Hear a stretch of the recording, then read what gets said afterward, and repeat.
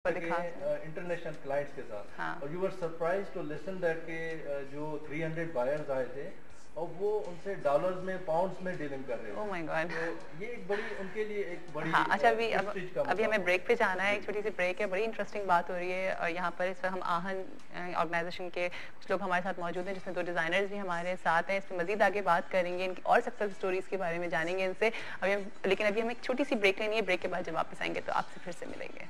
के साथ है आप लोगों को जिस तरह से पता है कि हमारे साथ इस वक्त मौजूद हैं आहन ऑर्गेनाइजेशन से एक हुनर एक नगर, राइट, ठीक है जी। और ये गवर्नमेंट ऑफ पाकिस्तान का एक इदारा है और ये बहुत अच्छे कॉज पे काम कर रहा है, इंटीरियर जगहों पे जा कर के लोगों से उनके अच्छे काम करना, हमारी सकाफत को दिखाना, और नो प्रॉफिट, इसमें कोई प्रॉफिट नहीं होता। तो अगर आप लोग भी इसमें फंडिंग करना चाहते हैं तो ज़रूर इस तरह की चीज़ों में बढ़ चढ़ कर हिस्सा लिया करें, लोगों की मदद किया करें। लोगों को की जब आप लोग मदद करते हैं ना तो एक सुकून मिलता है। कैसा लगता है अली जब जाते हो, एक सेटिस्फेक्शन मिलती होगी उनके चेहरे पे जब आप उनको बताते हो कि आपकी प्रोडक्ट सेल हो गई है, उसमें आपको ये प्रॉफिट आया, इस तरह की बातें होती हैं? मैं आपसे ये कहूँगा कि जो आपने पहले ट्रस्ट बिल्डिंग की जो बात की थी, वो सारी यही बात आती है कि जब एक्सपोजर होता है, उनकी चीज़ें बिकती हैं, तो वो ट्रस्ट डेवलपमेंट होता है। वो कहते हैं कि अच्छा, ऑब्वियसली हम लोग ट्रैवल करके वहाँ जाते हैं तो वो बहुत हमें वेलकम करते हैं इस चीज़ के लिए, और वो रियलाइज़ करते हैं कि जी they are really for us and they are, you know, they want to work with us। उनके पैसे देते हो, फिर उनको बताते हो कि आपकी चीज़ इतनी सेल हुई है, इसका कितने खुश होते होंगे वो लोग। वो बहुत, उनके चेहरे पे बहुत अच्छी खुशी होती है और बहुत मजा आता है ये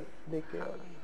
अच्छा, ये अभी आपने मुझे बताया, ये जरा दिखाएंगे क्वेश्चन ये वाला, एजाज भाई, ये मर्जिया, सही नाम लिया है, मर्जिया ने ये एम्ब्रॉयडरी की है। मर्जिया अगर आप देख रही हैं तो ये बहुत खूबसूरत एम्ब्रॉयडरी है। ये क्वेश्चन मुझे बहुत अच्छा लग रहा है और प्लीज आप मुझे भी बना करके भेजिएगा मर्जिया। और मर्जिया फ्रॉम बलूचिस्तान। और इस एम्ब्रॉयडरी का आपने क्या नाम बताया? खामक। खामक इस एम्ब्रॉयडरी का नाम है। अच्छा, कोई डिफरेंट कुछ होती है ये खामक, क्या चीज होती है ये? मोरल स्टिचेस तो वही हैं, लेकिन टेक्निकली सदफ ज्यादा हाईलाइट कर देंगे। आप बताएं खामक क्या चीज होती है? जस्ट एम्ब्रॉयडरी है। अगर देखा जाए तो ये आपके बलूचिस्तान साइड पे भी हो रही है, सक्खर, खैरपुर और थर में, ये सारी जगह पे अब डिफरेंट नेम्स हैं। जैसे अब इसी चीज को, खामक को, आपके थर में अगर चले जाएं तो उधर कच्चो कहते हैं, सिंध में गच में आ जाती है। बट स्टिचेस सिंपल जो इनके अपने मतलब बड़े बुजुर्गों से कहते हैं कच्चो आपके अगर थर में जाए तो इसी एम्ब्रॉयडरी को कच्चो कहते हैं, सिंध में इसको गच कहते हैं। है सेम एम्ब्रॉयडरी और बट नाम डिफरेंट है तीनों एरियाज। अच्छा, ठीक है। अच्छा, और ये जो है ये कौन सा वर्क है, जरा दिखाएंगे। ये रिली टाइप की एप्लीक है। एक रिली में एक होता है पैच वर्क होता है और एक एप्लीक वर्क होता है। तो ये एप्लीक वर्क है जिसपे अगर आप साइड पे देखें तो कांथा भी चला हुआ है। हाँ, बिल्कुल। वो भी हाथ का कांथा आपको नजर, अभी शायद उधर नहीं आ पा रहा हो, बट ये कि उसमें हल्के आप लोग देखें, हल्के हाँ स्टिचेस जो साइड में वो भी सारा हैंड का ही है वो भी। और ये ऊपर एप्लीक है जो दूसरा कपड़ा मतलब एक नीचे रखे और दूसरी लेयर ऊपर रखे और फिर उसको करते हैं। और ये आगे मोंढे भी रखे हुए, ये कहाँ के हैं? ये जो कुशन है ये जादो ने बनाया है। जादो ये आपने बनाया है? जादो फ्रॉम जोही। तो जादो बहुत ही खूबसूरत बनाया है, मुझे भी चाहिए एक ये वाला। सारे क्वेश्चन चाहिए, सब एक भेज देना तुम सब लोग मुझे, आप सबके नाम बताते जाएं बस मुझे। अच्छा, और ये जो आगे ये एक बड़ा खूबसूरत से मोंढे टाइप की चीज है, सिटर्स है, ये क्या है? ये जंडी लेकर आर्ट जिसको कहते हैं, जंडी लोकल नेम जंडी, जो कि हाला खैरपुर कश्मीर में होता है। और ये खैरपुर की बनी हुई है। खैरपुर में एक पूरा एरिया है जहाँ पे ये काम करते हैं। इवन जो ये हमारी सकाफत है, ये देखें, ये है पाकिस्तान, खूबसूरत पाकिस्तान। इवन जो ऊपर आप देखें खेस, वो हैंडवोवन है, जो कि पूरा एक विलेज है अम्ब जो खैरपुर में है, वहाँ के लोग ये काम करते हैं, हैंडवोवन कपड़ा बनाते हैं। अच्छा। हमने दोनों क्लस्टर्स को, जो हैंडवोवन क्लस्टर है और लेकर वर्क है, इन दोनों को मिक्स करके एक नई प्रोडक्ट बना के मार्केट में लेकर के आए। और माशाल्लाह जब सेल होता होगा तो फिर दोनों को बिजनेस चला जाता है। वो कितने खुश होते हैं, उन्होंने कभी सोचा भी नहीं होगा कि जी इस तरह से उनके काम को प्रमोट। अच्छा, मुझे बताओ सदर कि जब इन लोगों के पास जाते हो, इनको कलर्स कॉम्बिनेशन देना, एम्ब्रॉयडरी देना, पहले समझाते किस तरह से? क्योंकि इन लोगों की थोड़ी सी लैंग्वेजेस भी डिफरेंट लैंग्वेजेस होती है ना, तो आप लोग पहले सीखते हो वो सारी लैंग्वेजेस? नहीं, एक्चुअली मेरे लिए तो ऐसे इसलिए प्रॉब्लम नहीं रही कि मैं बिलोंग्स समहाउ मतलब एक सिंधी फैमिली से करती हूँ, तो सिंधी तो फिर भी आप समझ लेते हो, इसलिए पता है कि कच्चा और वो उनके साथ इतना लैंग्वेज बैरियर आपका, अगर आप सक्खर, खैरपुर और इस तरफ चले जाएं तो नहीं होता। बट अभी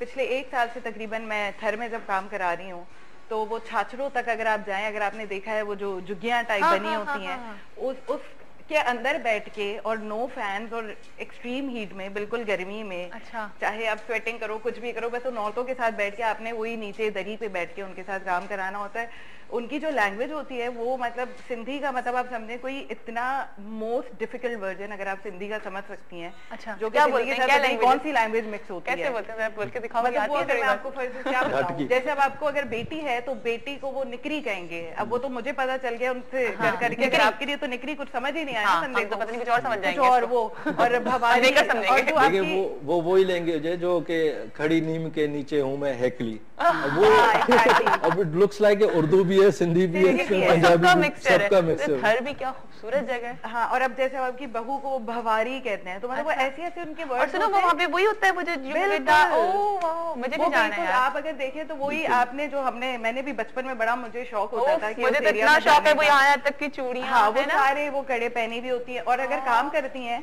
तो पूरे इतने ही घूंघट में वो काम करेंगी। और सबसे बड़ी बात ये कि मैं देखती हूँ अक्सर जैसे जब हम टीवी वगैरह पे देखते हैं तो उनके जो प्रिंट्स होते हैं वो जो उनके काम, उसी से हम इंस्पिरेशन लेते हैं। बेसिकली जब हम प्रोडक्ट डिजाइन करते हैं उससे पहले हम एरियाज विजिट करते हैं। अच्छा, ठीक है। ऐसे नहीं कि हमने इधर ही बैठ के, बिकॉज हमें तो नहीं पता, उन एरियाज को विजिट करके उनके कल्चर को देखते हुए, उनके मोटिव्स, और स्पेशली जब एम्ब्रॉयडरी कर रहे होते हैं तो उनके मोटिव्स, उनके सैंपल्स लेके देख के, और फिर वो लेके हमें इधर आके डिजाइन करना होता है। और फिर वो लेके जाते हैं ताकि उनकी अपनी आइडेंटिटी क्राफ्ट की ना जाए। अगर हम इतना ऐसा कुछ कर लें जो शहरों वाला करें तो मुश्किल हो जाएगा, नहीं मुश्किल भी हो जाएगा, और फिर वो लुक मतलब उसका वो फील ही नहीं आएगी ना आपको देख के। और नहीं वही प्रोडक्ट अच्छी लगती है जिसमें वो लोग सेटिस्फाई हो, जिसको वो लोग इजीली कर सकें। अच्छा शकील साहब, आप मुझे बताइए कि अब आप लोगों के फ्यूचर प्रोजेक्ट्स क्या हैं, किन प्रोजेक्ट्स पे आप लोग काम कर रहे हैं, क्या नई चीजें आप लोग और लेकर के आ रहे हैं, क्या प्लान है आहन का आगे फ्यूचर में?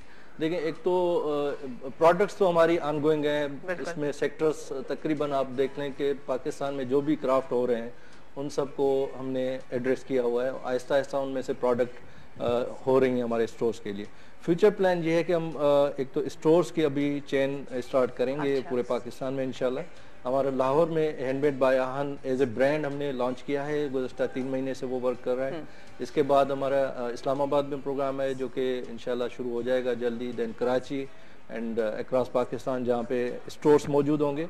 इसके अलावा हम एग्जीबिशंस करना चाहते हैं, हर प्रोविंस में एक बहुत बड़ी मेगा लेवल की एग्जीबिशंस होंगी जिनमें ये आर्टिजन्स यहाँ पे आएंगे और इंटरेक्ट करेंगे with the clients, with the market. अच्छा, तो ये प्लान्स हैं। बाकी हमारे जो प्रोजेक्ट्स होते हैं वो ऑनगोइंग होते हैं कि हम जिस भी फर्ज करेंगे एक बना लेते हैं कि टारगेट के हमें इस साल 15 प्रोजेक्ट करने हैं, तो वो 15 प्रोजेक्ट डिफरेंट एरियाज में जहाँ पे हम समझते हैं कि पोटेंशियल ज्यादा है वहाँ पे जाके ये वो काम करते हैं। अच्छा, जम्मू कश्मीर में भी जाकर के काम करवाते हैं, तो वहाँ से क्या, तो वहाँ से क्या काम कराते हैं? वहाँ पे भी हमारी जो एम्ब्रॉयडरी का काम है वो बहुत अच्छा काम है, और उसमें हमने एक प्रोजेक्ट भी किया हुआ था, और उसको हम अब देखें कि हम बिल्कुल उसको फैशन के तौर पे लेके आए। फैशन इंडस्ट्री में, और एक फैशन शो लाहौर में हुआ था, वहाँ पे हमने वो उनकी एम्ब्रॉयडरी को लॉन्च किया और दोमेल के नाम से। अच्छा। और वो पूरी लोगों ने अप्रिशिएट किया काफी। बिल्कुल बहुत खूबसूरत था वो, तो हमने भी देखा था।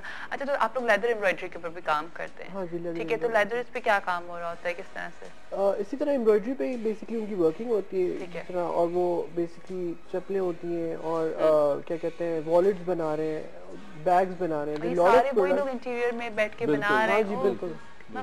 हमारा मकसद इसमें देखें मेजर रोल ये है कि अब ट्रेडिशनली वो खाली चप्पलें बना रहे हैं, उनकी एक रेंज है।